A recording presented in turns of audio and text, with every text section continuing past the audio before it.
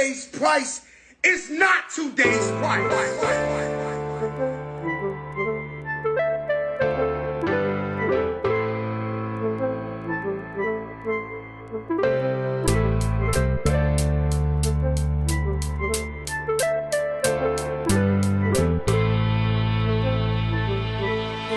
Welcome, ladies and gentlemen. You could have been anywhere in the world, but you're here with us. This is the Maverick Podcast. I am your host, DJ Maverick. Today we have another rock star in the building, the one and only Chayo in the house. Welcome to the podcast. What's up?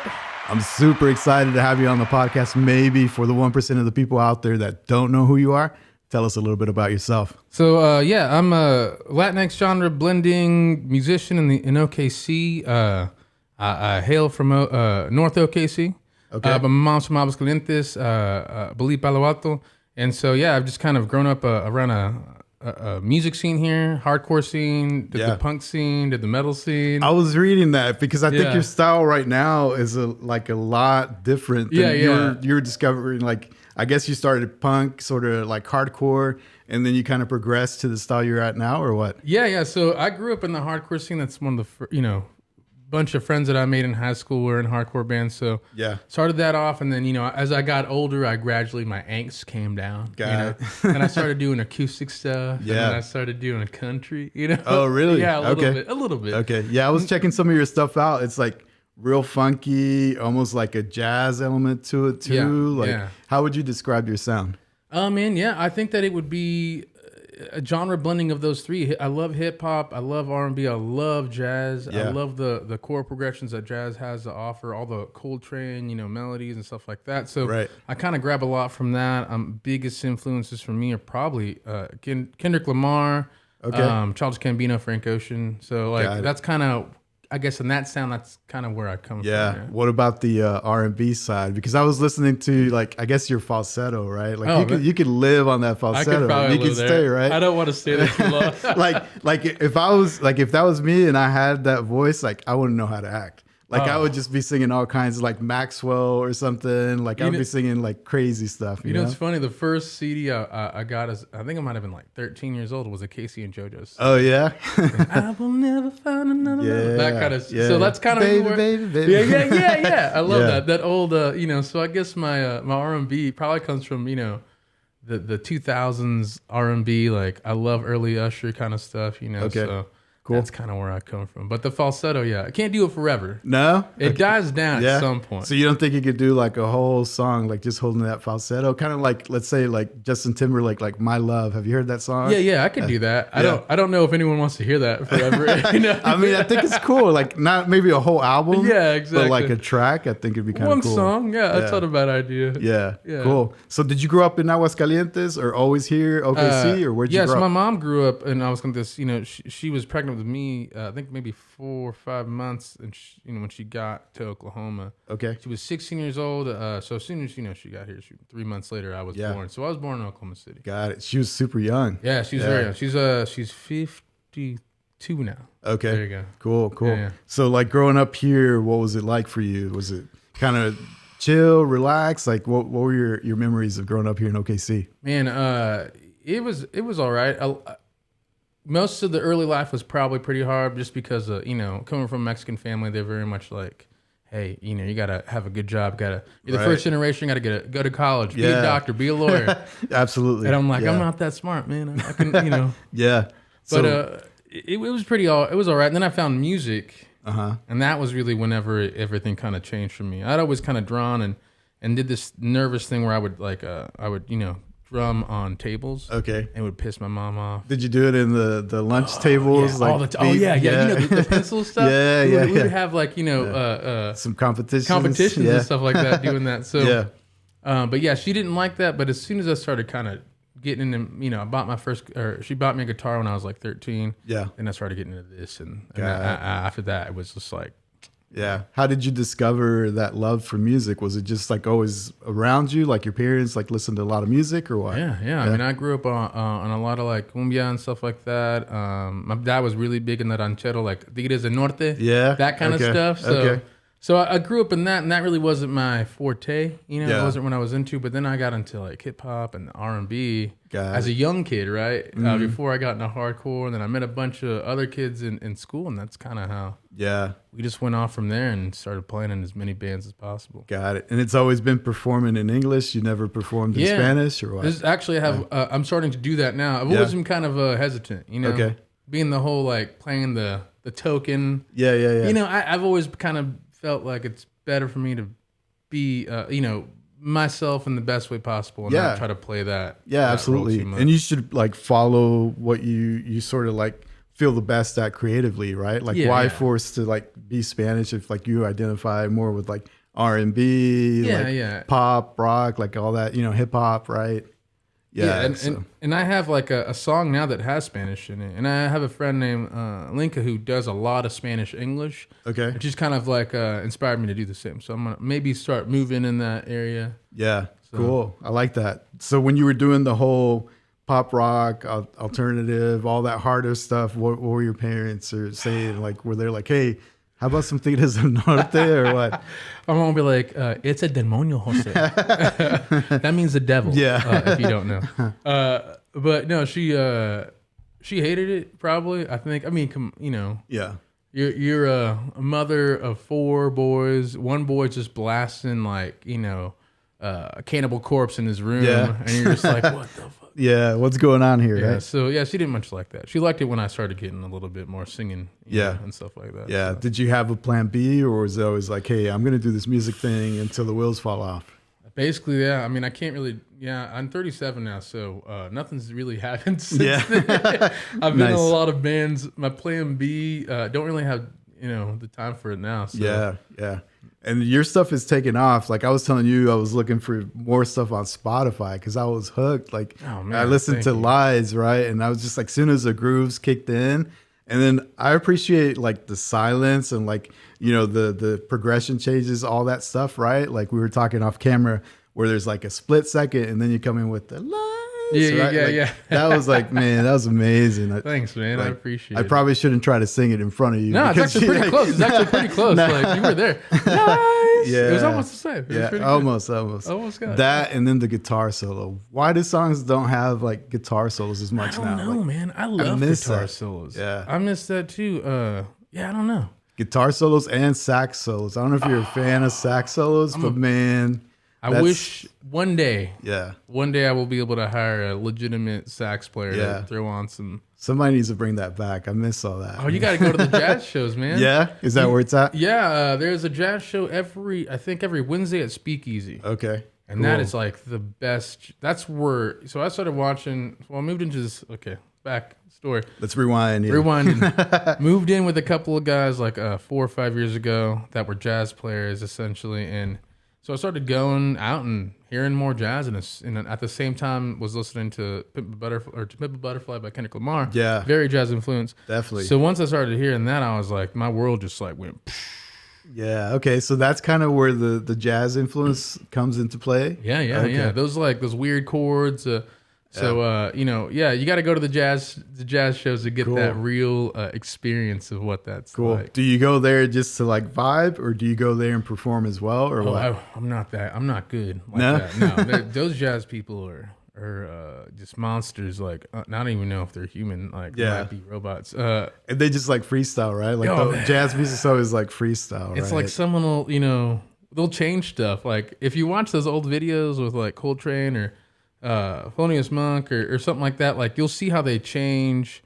Like one person will play a progression, someone will solo, and then they'll be like, I'm gonna solo in a different way, but then that person will be like, I'm gonna change the progression. Where are you gonna go? And then like it's like a journey, so everybody starts going that way, right? Yeah, it's incredible. At that point, you're like, if you're a little high, you can be like, all right, this is cool. Yeah, I like it. I was checking out your stuff, and then like I ran into American Cult, I think is the name, right? So tell me the story behind that, because I was trying to like imagine, like, is that something you wrote? Like, what was sort of the story behind that? So I wrote that right at 2020, like COVID. So I just bought my like the DAWs, like Ableton Live and all that stuff. Was thinking like, well, I might as well make music at home if I can't go play. Mm-hmm. So that story just kind of came out of thinking about all the stuff that was going on at the time, and we're still dealing with a lot of those Right. political issues. Like there was a lot of separating of families, putting people in basically internment camps near the border. Yeah. And that kind of made me, as someone that's was basically brought here, illegally to be born. Yeah. It just kind of affected me. So that's kind of what that song comes from. It's kind of speaking on how my mom came here. And, that's the verse, and the chorus is just more like, this is welcome to America. Yeah. You thought it was something totally different, but it's not. It's not that great. It's not it's really no different than Mexico. Right. In a lot of ways. Yeah, it's just packaged differently. Because I was like vibing out to Lies, and then it goes to American Cult, and all of a sudden it's like, it's going to get kind of heavy. Yeah. Right? I probably should stop. So I was like, what's going on here, right? But I appreciated the story. I just thought, like, man, this must be like, something personal, or what inspired this, basically, because you could tell like this is something that was close to you, right? Yeah, I definitely care about those things. That's kind of where I'm maybe going towards more. So maybe more bummed out stuff. Oh yeah, oh man, I enjoy the funky stuff too. It's always gonna be. It's funky. It's always gonna be funky. It's gonna, that's kind of how I feel like the sound is now. It's a mesh of hip hop, jazz, and R&B, okay, right, rhythm and vibe, but underneath, vocally, lyrically, it's all like the reality of life, which is that's true. Unfortunately, so are you mainly inspired by that kind of stuff, like the real stuff, the heavy stuff, or are you also kind of like okay with doing just a party track? Man, I'm pretty neurotic, I think. Yeah. So probably. I want to do a party track one time, but I don't feel like this is maybe the time to do it. Maybe later. Okay. Maybe next year. Who knows? But right now I have so much pent up existentialist kind of thoughts that I've been wanting to write about for the last 4 years, 3 years. Yeah. No, I get it. And I think a lot of people, when they hear your voice, they're probably going to be like amazed with the voice, because it's a legit voice, man. You, so man. I don't know if you get tired of being compared to people, but we're talking off camera, like, Maxwell, stuff like that kind of like comes to mind, right? Thank you, dude. What are the comparisons that you usually get, Man, I don't. Is it mainly R&B influence? Mainly R&B. Like sometimes I get Prince, he's my absolute favorite. That's amazing. That to me is like the biggest compliment ever. Yeah, right? I'm like, all right, I'm done. It's like I can retire. I want to pack up and go home. Yeah. That job is done. Things like that. Obviously Prince is way up. He's a god. Yeah. But sometimes, I get like Frank Ocean sometimes. I just like that kind of singing. I think that's just naturally how I sing. Yeah. When I started doing like acoustic, like acoustic folk and country, I think I was trying to be something to appease a certain demographic. Got it. So when did you were talking about buying your stuff in 2020? When did sort of this style arise? Like, is it that recent, or have you been doing it previous to that, but you just kind of like laid down the tracks at that time? I think it's been that recent, because I was in a band called Jay and the Bishops before COVID. Okay. And we had broken up kind of in the midst of all that. Towards the end of it, I was kind of finding that sound, kind of maybe making it more palatable for myself. So yeah, 2020 was kind of when it really kind of hit it for me, and I was like, this is what I want to sound like. So that's amazing, because if you just recently discovered that, imagine all the potential. That's incredible. Well, thanks, man. I'm only 30. I'm 37, so time is short. I got you can't be 40. I mean, you got Willie Nelson in the 90s performing, right? He's like 90 something, right? Like, times were different back then. Yeah, I think everything moves so much quicker now. You know, especially with social media. Yeah, it just moves so much faster, and it's kind of hard to We'll see how I feel about it. It's kind of always been a thing in the back of my head about the age thing. Like, it's kind of hard to be relevant when. Yeah, I don't know. I mean, to me, like, good music's good music, right? And if you're authentic, I think you're going to stand out, right? So thank you, I don't think you should worry about that. I think especially you're a singer-songwriter, right? Which that's an advantage in itself. Most people don't do that, right? So everything you perform is like you've written, or what? Yeah. Everything I perform, I've written to a certain degree. Like, So what I basically do is I'll either write melodies on keys or acoustic guitar. Okay. and then I'll map that out, and then I'll move on to Ableton Live, and then I'll start stacking drums, bass, whatever on that. So I'll get it to a point where it's basically done, and then I'll take it to a producer and be like, I can't think of anything else I could do. Right. Either cut it or make it better or whatever you have to do to stop me from continually touching this. Yeah. You know? Do you prefer to sort of lay a bass line that's simple, or do you prefer to like make it as complex and then just remove stuff if you need to? Like like that. Yeah. I try to throw in it's like throwing pasta at the wall. Yeah. As much as possible, and as soon as I kind of get a good feel for it, I tend to start removing stuff. But the bass is my favorite. The bass is where I love to live. Got it. And all those now I'm getting better at bass. So like now I'm writing the bass parts. Oh, really? Yeah. Okay. So not only the lyrics, you're writing all the music. Yeah. That's incredible. Trying to get better at that. Yeah, because that's cool. Yeah. Where do you record your stuff? Because it's really well produced. Like I was listening to it in the car, and it sounds incredible. Yeah. Thank you, man. So the first one, American Cult, was made with a guy named Garrison Brown. And he's kind of like an old friend. But Lies was I produced that one myself, and then we recorded it live band at this studio called I can't believe it, Songbird Studio. Michael Trepanier, don't kill me. Nice. Is it here local? Or? Yeah, it's here local, and he's a North OKC kind of council area expressway. So got it. And he made that sound just like shout out to him. Yeah, it sounds good. Like the music separation and also the saturation. Because what I find with a lot of modern music, they don't leave any breathing room. It's like it's fully stacked wave. Yeah, like, what are you doing, right? And so you don't hear any room, right? Yeah. Yeah. What do you think that is? Like, it's just like a war of like who can be the loudest all of a sudden, I think it's just, again, like you had mentioned Willie Nelson, like it's just a different time back then. It just was more of a live sense of it. You wanted to sound exactly what you sounded like, right? In a track. So now I think it's different. Now anyone can make music. Anyone can go online. I've been messing with Chat GPT. I've been like, yo, throw me some chord progressions that whatever fill in the blanks. So anyone now can make music. So I think that's really what it is. I think it's mostly it's just so available to people now that they're just kind of throwing stuff together. Yeah. And sometimes it works, Yeah, no, for sure. I don't know. You're probably too young, but if you listen to let's say a Chicago record, right? Oh, Chicago, yeah. Like the horns, like there's breathing rooms. You can like tell the high, the peak, like when the song sort of like progresses, right? Like, and to me, like that's well produced when you can appreciate like the highs, the lows, the silence as well. But a lot of the modern music, especially hip hop, it's like that whole like distorted sound is kind of like what's in. Yeah, and I think that's a lot because of working in Ableton. Like back in the day, you had tape, and you could have tape. That's true. And you had to finish it right then and there. And if you took too much time, that tape would be gone, and you have to restart. True. So maybe that's it. But yeah, I agree. Like I think the sound now is just so. It's I don't know. It's not like you mentioned. Not a lot of room to kind of breathe. It's like compressed, and I don't know. Maybe they just think, well, everybody's just going to listen to it on their iPhone or AirPods or whatever. Like, why are we gonna? But to me, like, there's still music geeks out there that appreciate and probably have like a nice even if you're listening on Sonos or something. Like, having that breathing room, it's like it's needed.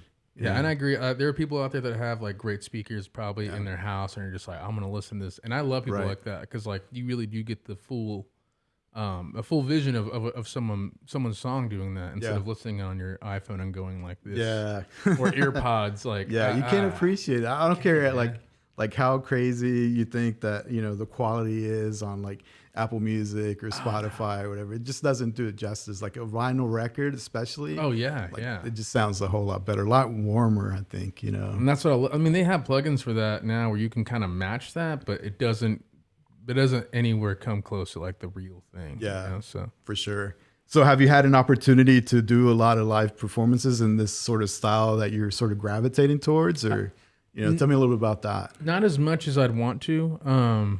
Now it's more about paying the musicians that I play with and less about having a band.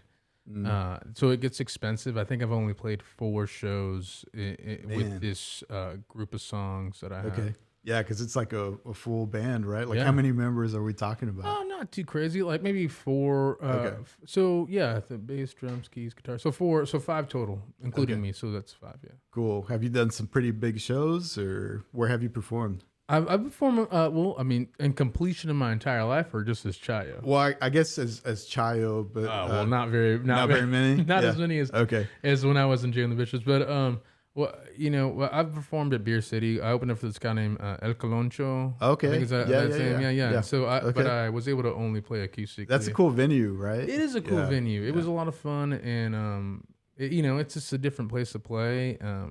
So I've done that, but mostly I've played in places like Speakeasy. I've played just a bunch of local venues, really. Got it. Cool. Nothing too crazy. Yeah, no, we were talking a little bit, off camera. I was like, is it CHALLO? Is it Chayo? I don't know if that was like me just like being like super like Hispanic. I want to say Chayo, right? But, yeah, Chayo's how you do it. That's how it is, right? So tell me the meaning behind that and why Chayo. Where did that come from? It's going to be a long story. Let's do it. All right. We're on a pod. Let's pod. Let's do it. One more. Yeah. One more. Salud. Salud. Yeah. Okay, so this is so I was looking for a name because I'd been Jose Hernandez in the Black Magic Waters. I'd been just Jose Hernandez. I've been Jay and the Bishops, like so many names. Yeah. So I really wanted to like kind of find my identity in this. So I kind of went searching, went through a lot of like different ideas, and then one day I think I was with my mom at her house and we were just talking about. We grew up. I grew up listening to like scary stories. I don't know. Maybe that's just a Latino thing. I think maybe that's what it is. Yeah, like La Llorona, La or Llorona, something like that. yeah, stuff like that. So yeah. So we were just talking about that, and somewhere along the way, she had mentioned a story about her friend Chayo. Mm-hmm. So Chayo was my mom's best friend growing up as a kid in Palo Alto, Aguascalientes. Like, she grew up in a farmland area. Like it's very mountainous and lots of farmers out there. What are we talking population wise? Is it like man. little tiny place? They still have like those old cobblestone roads. And nice. when I was there at 14, I'm sure it's different now. But it was like horses. You couldn't take a car from my grandma and grandfather's house to go to the store to get Coca-Cola. You had to ride a horse. So that's where. That's incredible. Yeah, so it's like in the middle of nowhere. So she only had one friend, and her life was not easy.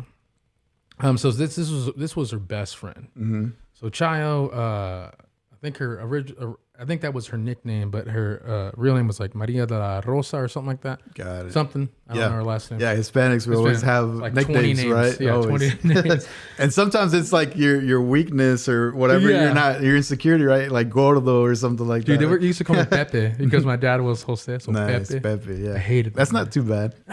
Everyone's like, you mean like Pepe Le Pew? That's the worst part, right? Yeah. But no, she was telling me the story. So basically, she had this best friend named Chayo. Chayo had a freak accident and got struck, from what my mother says, by lightning. Wow. And died right then and there.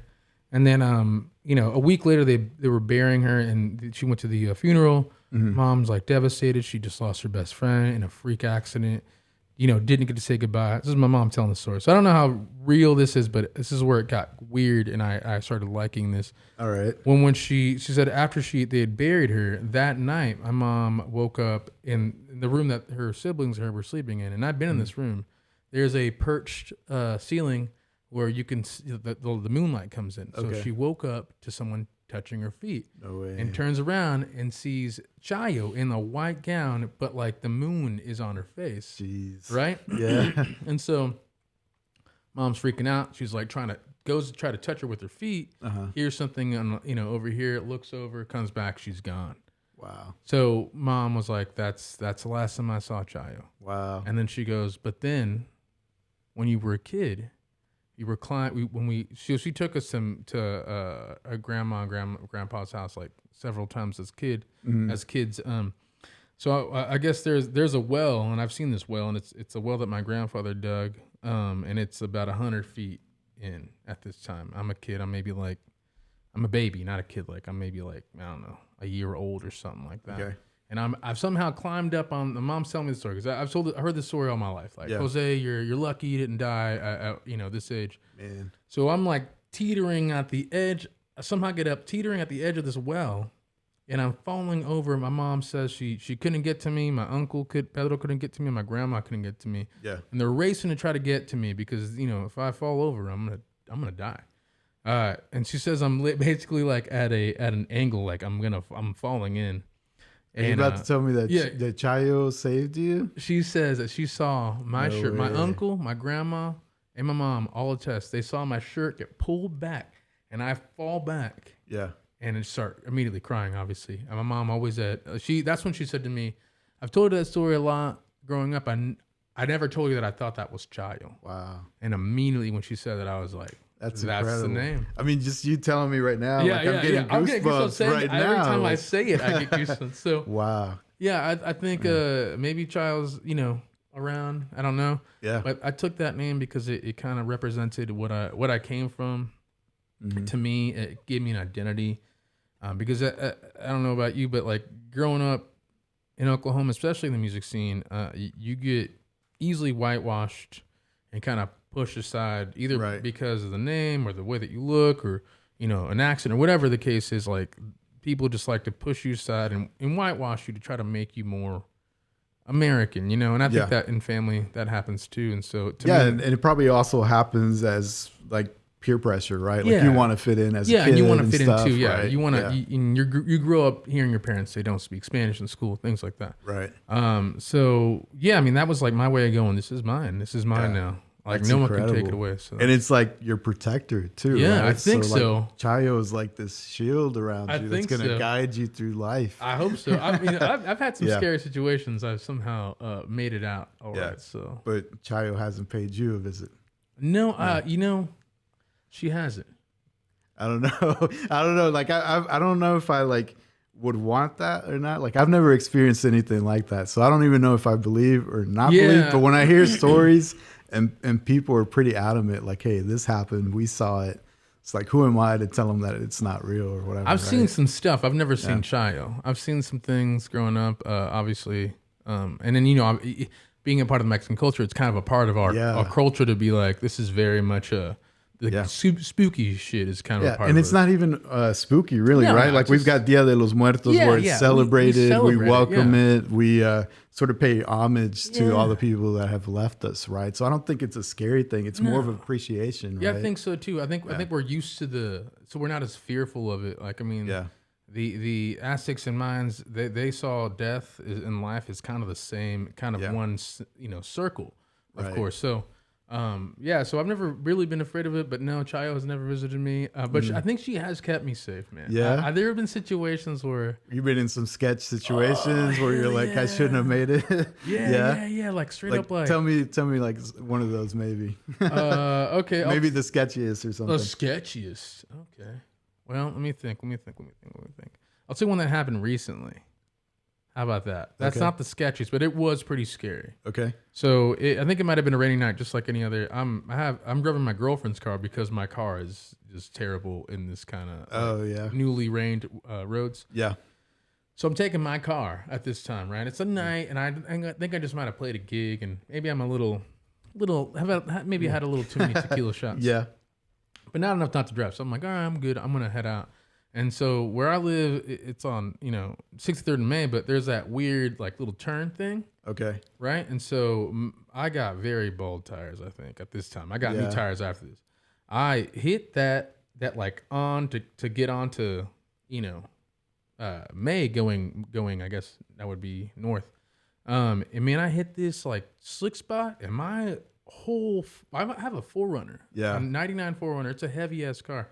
It pops me over the median. No way. Onto the edge of the bridge. Jeez. And I just hit the bridge and I stopped. And I was like... That's crazy. I like looked back and I was like, oh my God. Because I literally thought that I was going to go right over the bridge and die. That's what I imagined. Crazy. So somehow I stopped and I backed up. Yeah. Very slowly. Yeah. Turned around in a Whataburger and came back. And I was like... Man. So maybe that's where Chayo was at. Yeah, she pulled you back from that bridge. I think so, man. Yeah. A lot of weird times where I definitely think could have died, but I didn't. So. Yeah, that's an incredible story. I thought that you were just gonna say, "Oh, it was a nickname," or it's like it represents my family. I was not expecting like the meaningful, you know, like Chayo. That's really cool. I think it just slapped me in the face when Mom told it to me, and I was like, "This is what I've been looking for this entire time." And plus, it's like a one word, right? Like we're talking like Prince or somebody, right? Yeah, like exactly. Chayo. Easy like, to remember. Yeah, I do get a lot of Chalos. I bet. Yeah. And now I'm gonna start making shirts where it says Chayo, but then Chai. Yeah. And then Yo. Nice. I like it. Did you lock down all the social media? Like you got Chayo everywhere? Yeah. There's maybe one. There's a Challo. I think it's Hindu, a Hindu or artist that has, or a song named Challo. Okay. And it's pronounced differently. But it's not. That's the only thing that's out there. And it's a kind of like an older song. So got it. So hopefully there's no confusion. Yeah, no, that's cool. That's incredible. And I think, you know, having that meaning behind it, it's like, you know, that's the best part, right? Yeah, like you can't go wrong with that. So that's cool.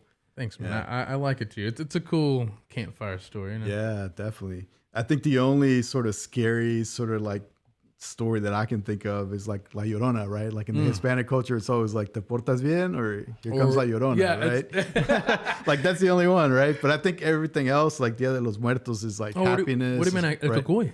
Oh yeah, Remember I forgot about El Cucuy. But El Cucuy doesn't really have a story, does it? Oh yeah, you know it's the creepy. story. What's the story of the Cucuy? The story is that there was a man that I think it's a man that sold to the devil or to el demonio or whatever, and then. Or like was murdering or something like that. But then like it ended up turning into. You just gave me like a lot of possibilities there. Yeah, I don't remember. I think I read it somewhere because I like to watch and look up stuff like that. Okay. But I think he was a murderer. That's what it was. And then he sold his soul to the devil to get out of dying or going to prison, execution. Yeah. And then so because he sold his soul to live, and he was turned into El Cucuy, and now just goes around and really eats children. Okay. That's okay. Because he would say, like, el cucuy te va a comer si no te I always heard like, you know, te portas bien o bien el cucuy, but I never knew like what the cucuy was gonna do. I just know, okay, I don't want that guy visiting me. It was gonna eat you. That's amazing. Yeah. Cool. So what kind of projects are you working on now? Do you have anything in progress? Or are you working on like a full project, or you think you're gonna go the single routes with just like putting out single after single? I think that's gonna be the route. I'm gonna try to do 10 songs in 5 months. So 2 singles a month. Wow. Okay. Yeah. So back to back. Because as you said earlier, we were off. You only have 2 songs. Right. That's it. Yeah. And that's all that I have. So I even checked you on YouTube, and there was only like 2 videos. Yeah. I was like, we need to work on that. We need to get some more content out there. That's actually the worst part that's my worst. That's the worst thing that I'm at. So we need like a official Lies music video. That'd be amazing. I wish I can't afford that. We got some connections. We can make it happen. All right, let's do it. Let me know. Let me know. Yeah, okay. I'd love that. Cool. Yeah, that's like I'm the worst at that stuff. The business side, the all the other analytical stuff. I'm better at the writing, and so. But yeah, I'm trying to get that all ready. So the plan is to go ahead and so I have these 4 songs that I recorded with a friend of mine, and now I'm gonna do another 6 with another group of friends of mine. Okay. And get those to 10 songs, and then I'm gonna start releasing 2 singles a month. And awesome. You already have the lyrics. You already have it written. Oh yeah, you just need to put it down, or what? Yeah, what I need to do is just kind of demo it out. So I have about 6 songs I'm still demoing right now at home, and cool. Yeah. So as soon as I get those to where I feel good, then we'll move on to the actual production side of it. Do we have maybe a projected date for the first one to drop, or you don't want to I don't want to put you on the spot. I don't know. I will see how it goes. We'll TBD. See I'll see if I can finish this before this year. Yeah. But I think I can do it probably before August. Okay. So you might see something in August, Okay. September. Cool. All right. Awesome. Yeah. What about upcoming shows? Are you've got any upcoming stuff that people could check you out? Because I think they definitely need to check you out live. I mean, I can only imagine listening to you full band live. Oh, man. That'd be really cool. I wish I had a full band gig coming soon, but I don't, unfortunately. Okay. I do have a lot of acoustic stuff. I'm playing Red Brick Nights in Guthrie. Cool. This Saturday at 7 o'clock. I'm also playing the I believe it's the what is that part? The wheel, the Wheeler District. Yeah, Okay, Wheeler District yeah. doing that on I think of the 25th. Okay. And I'm doing Showboat on the 28th as well. So God, have you done Norman Music Festival or?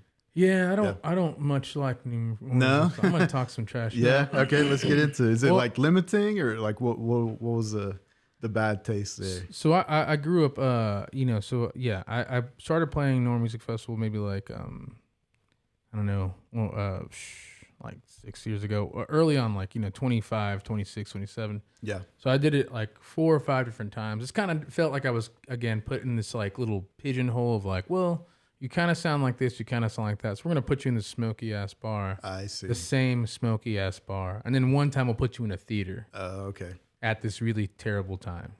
So after a while, I kind of just felt, and honestly, this was before Linka came around. So Linka came around after that, and she just blew up, and I'm so happy because they didn't have any Latino artists for a long time. Right. And honestly, I mean, I can't even think of besides her. No. I don't know if I remember. yeah, there's anybody. nobody Yeah. local like, and there's plenty of kids like that are out there. Late Night Messages is a great, a fantastic musician and writer.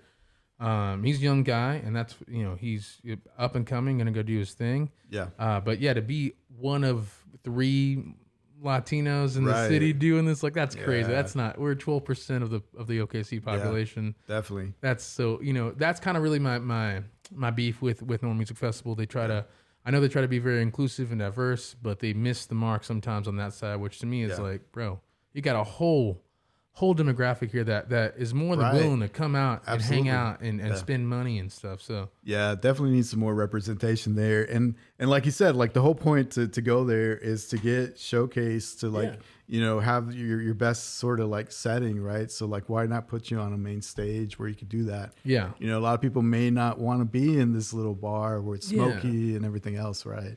Yeah, and maybe if I go back now after this, maybe they'll put me on. Yeah, there we go. I mean, Um, absolutely. I think you're going to definitely get some exposure, right? And people need to check you out, definitely on Spotify. I would say is that the best place to check you out or where? Yeah. Spotify would be the best. I'm on Apple, so Apple, Spotify, YouTube, like SoundCloud, all the stuff. So Cool. yeah, so it's all there.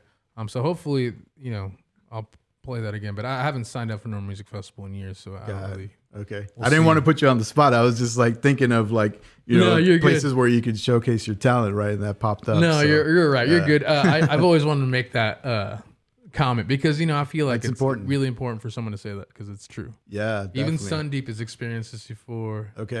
Now, luckily, this time they got a full main stage, saw and that. that was Yeah, dope, and they yeah. killed it. Yeah. Yeah. I saw he also recently performed in the, what is it called? Factory Obscura yeah, or yeah. whatever. That Factory seems Obscura. like a cool like vibe, right? It's a very cool vibe. We played that show together, so it was you did? Fine Night, Galaxy, and then Chayo. Oh, yeah, okay. yeah, it was Cool. both of us, and man, that's a killer venue. Yeah. It's just a beautiful place to play. Like they go all out on your stuff. So Yeah. Cool. yeah. If you ever like art, go there. Yeah, perfect. Well, I think, after this, hopefully you get some more exposure. Yeah, You yeah. get to do some more shows because definitely like people need to check out your stuff. Well, you thank know? you, man. I appreciate So that. definitely for sure. If I were to pull up your playlist, this is something I always ask to guess. Who am I going to find on your playlist? Well, definitely Prince. Yeah? I love, Still to this day. Oh my god, Yeah. yeah. I listen to that Purple Rain album all the time. Mm-hmm. Definitely Prince. Let's see, Kendrick Lamar. It's gonna definitely be the Good Kid, Mad City, Pink Yeah. Butterfly. You think he's ever going to drop anything else? I mean, it seems he- like he he's like, dropped new album. He'll drop like a single or something, but I want a full project. Have you not heard the latest album he put out like maybe last year?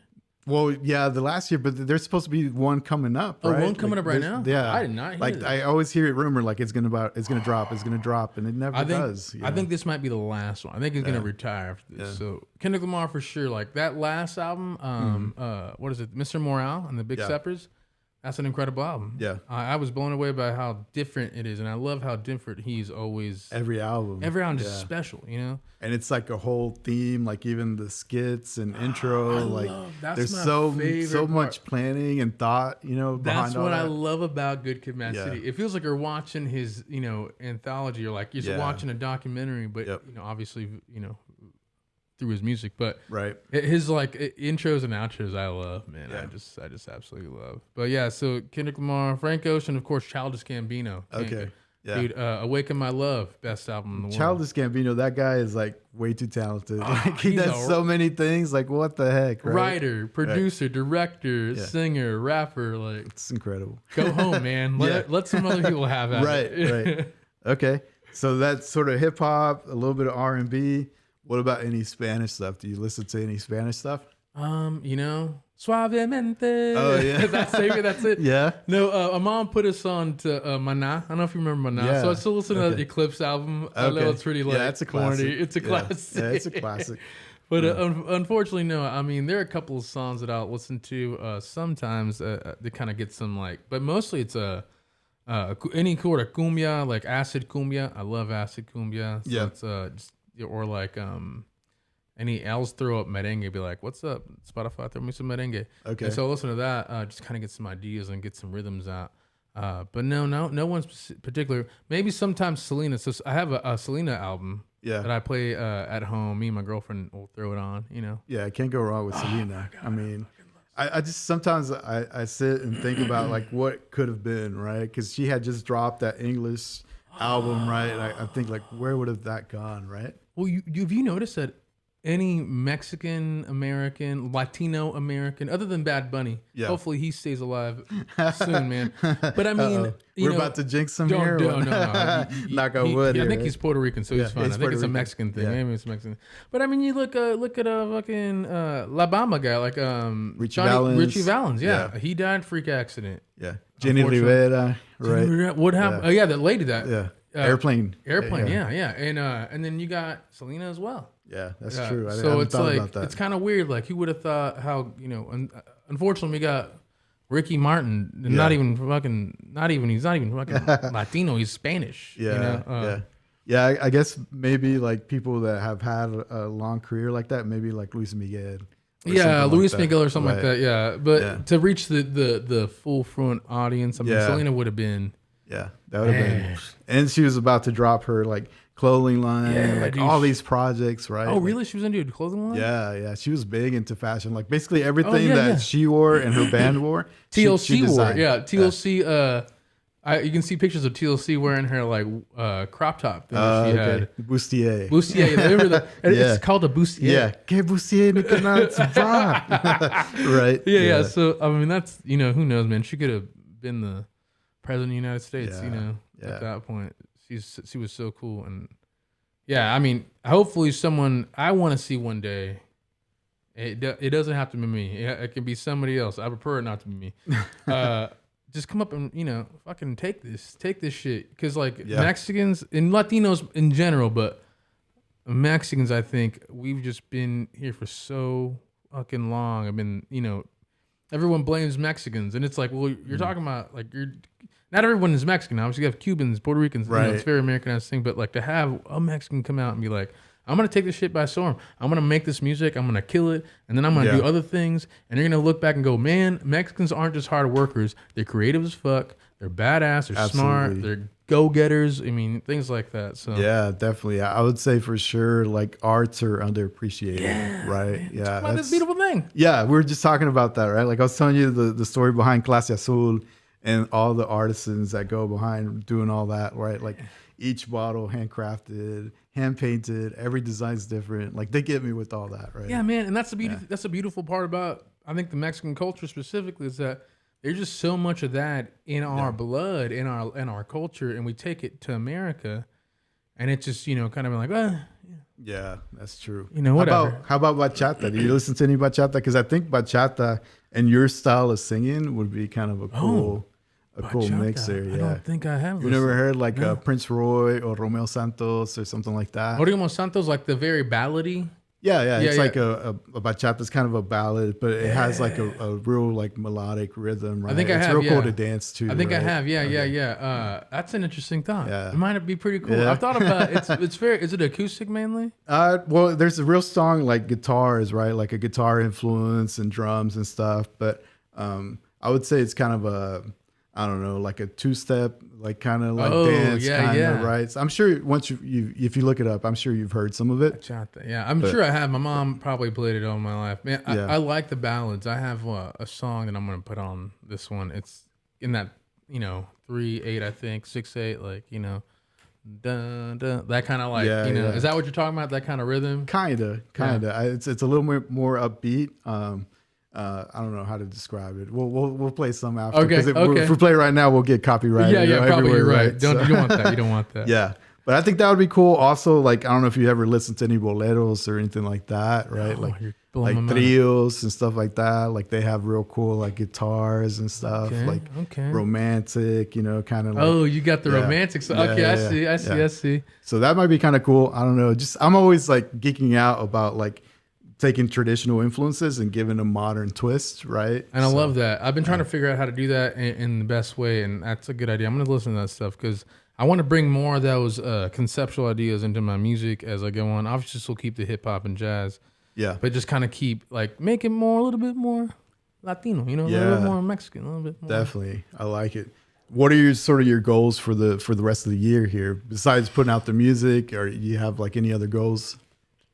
Man, yeah, just working on this, and I'm gonna be for the foreseeable future. I'm gonna be putting out 2 songs a month. Okay. Not until I probably stop playing. Yeah.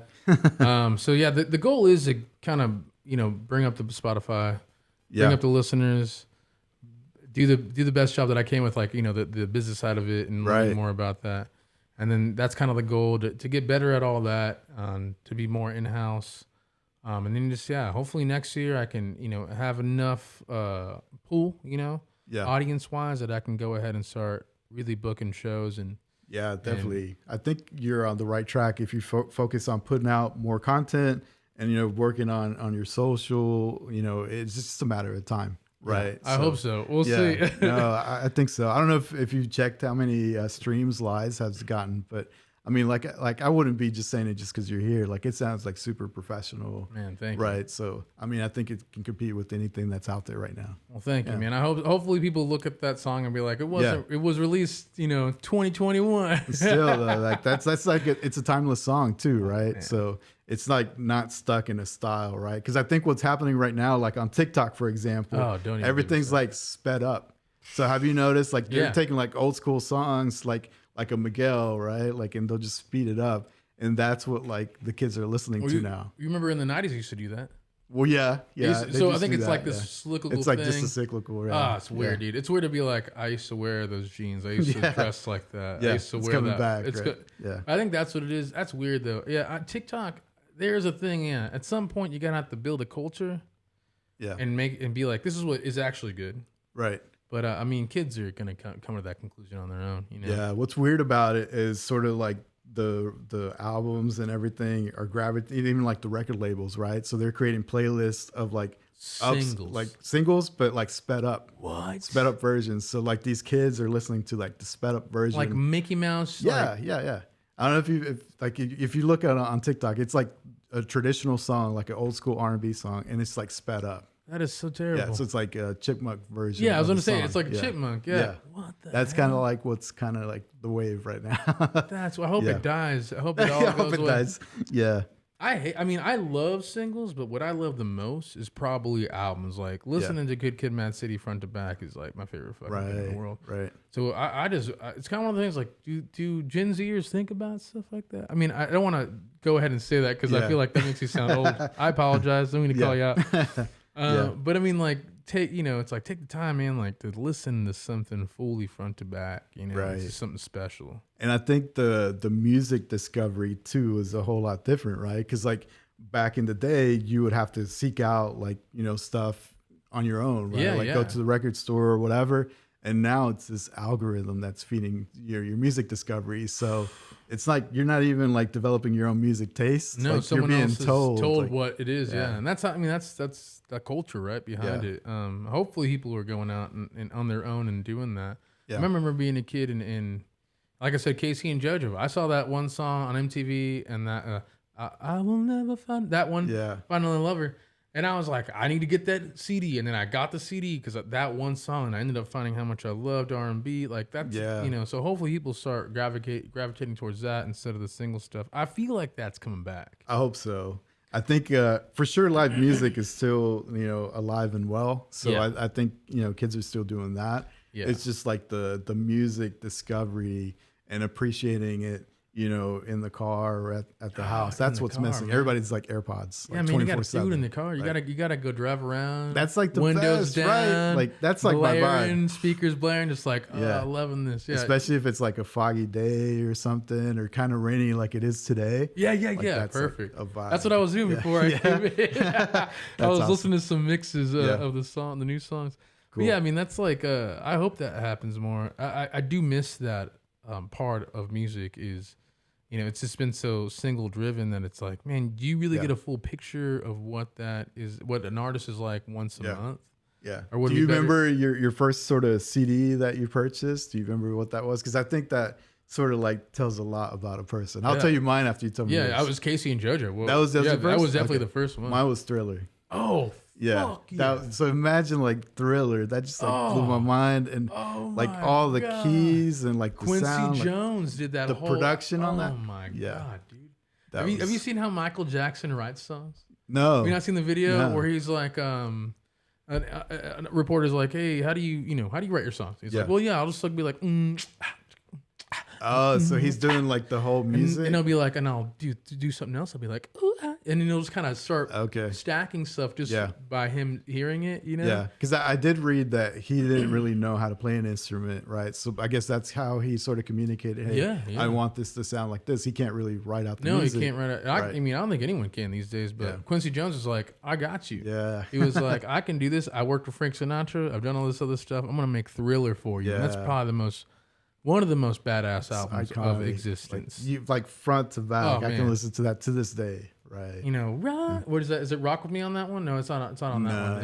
It's on the one before that. But yeah, I mean, that whole album, like, I mean, I grew up on watching that Thriller music video, and I was like, this is scary, but I like it. Yeah. You know, everything was like, that's another thing, right? Like everything had a huge like music video. It's almost like a movie production, right? Like the budget, and because that was the way to promote it back in the day. That was like, I guess, the TikTok, right? Like being on like MTV, right? Yeah, you had to like really kind of hustle with that stuff. I miss that because now, I mean, you do. It's the cost of everything is not as much as it used to be. Yeah, obviously you can make videos cheaper now than 50 years ago or whatever. But it building it all consistently is the hardest part, I think. Consistent high quality music, consistent high quality imagery and visuals, consistently delivering high quality music videos. That's insane for an indie artist to do. Yeah. So to expect, I hope people understand, like, a lot of people on Spotify are indie artists. Not a lot of people are on labels anymore. That's true, because there's no gatekeepers, right? Oh, and no. that's a pro and a con. Right? There's some gatekeepers, but yeah, you're right. There's some pros and cons to that. Pro is that you get to be fully visually, artist wise yourself. The con is I can upload a song. Yeah, you can upload a and I shouldn't be uploading a song. No, right? I mean the con is that you can't, financing all that is just so expensive. I mean, having to find out, that's why I'm like, I'm gonna learn how to do this better in house because I don't want to spend money on this stuff. Right. But yeah, I mean, back in the day, it was just different. It was just more of a here's showcasing, Thriller and like Michael Jackson. Bam, you got a whole movie basically. Yeah, it was incredible. So that's cool that was your first album, because Casey and JoJo definitely like classic too, right? And sort of their vocal range and everything. It's incredible. Well, I used to love stuff like that. I don't know if you remember that thong song. Oh yeah, Cisco. Thong, thong, thong, thong. Yeah, that was probably my favorite song. Yeah. As a kid, not because I don't think I really understood what he was saying, but Yeah. the way that it was done, it was so cool. Like yeah. And it puts you in a good mood as soon as like it starts. Like it's just like party. And that's what they would play at like those, those like dances that you would have in high school. Yeah, even like it reminds me of like a spring break. Or something, right? Yeah. That's so cool. I just love those. Casey and JoJo obviously was just something that I picked up out of nowhere, and then I listened to some other stuff, but then I got into hardcore music. Then everything was like distortion. Yeah. One of the things I always ask my guests is to tell me something about you that most people don't know about you. So maybe tell me a little cool story or something that people may not know about you. Put you on the spot here. Man, I gotta think about that. I'm usually pretty wear everything on my sleeve. What? Something that no one. It could be like maybe something strange that you like to eat, or maybe like a weird hobby that most people don't know about. Like whatever you want to share with the audience. I don't even know. I gotta think. I gotta think about this. Well, let's see. This is funny. This is funny. Okay, we'll do this. This is hilarious. As a kid, I hated spicy food. Really? Yeah. Okay. And my mom would get pissed at us. We bet. all Yeah. hated spicy food. She would make us amazing Yeah. Mexican meals. And we were like, no, can we just have hot dogs and burgers? Yeah. So that was most of my early, childhood up to teenager. And as I got older, I've had much more of appreciation. So maybe that's a little funny. Okay. Because as a Cool. Mexican, you're like, you're supposed to like Yeah. spicy And every food. time they said, they tell you no pica. No pica. It's a lie. It's a lie. It's always going to be always hot. Yeah. It's always Yeah. hot. Yeah, for sure. I've learned that with my dad time I and was like, time no, after no, again. está picoso, No, no, está picoso, yeah. No, don't be afraid. It's Yeah. all right. And you're like, Yeah. okay, I'll eat this pozole. And you're like, Yep, exactly. But That's awesome. Yeah, that's probably the funniest thing. I'm like I said, I usually wear everything up front. So Yeah, cool. All right, so I'm going to give you a spot here to plug in all your social. Where can people find you? You have Okay. a website, All right. Instagram. Give me everything you got. I'm on Spotify, Chayo, CHLLO. Instagram is Chayo Music, CHLLO Music. There's a link tree in there that has Instagram, YouTube, Spotify, TikTok. Working on the website right now. Most importantly, though, working on the music will be coming out very soon. Hopefully in August. We'll see how it goes. Cool. Well, I want to wish you continued success. We are running out of time, but definitely enjoyed it. And when you have the new projects that are dropping, feel free. Anytime you want to hop on the podcast, just let me know. I'd You're love always to. welcome. I feel like we had a good Yeah, good right. It's banter. just kind of like hanging out, right? Yeah, exactly. I love that. All Yeah. right, would love to come back. Yeah. Awesome. All right, there you have it, ladies and gentlemen. The one and only the rock star Chayo on the Maverick podcast. Keep grinding because in dreams we trust.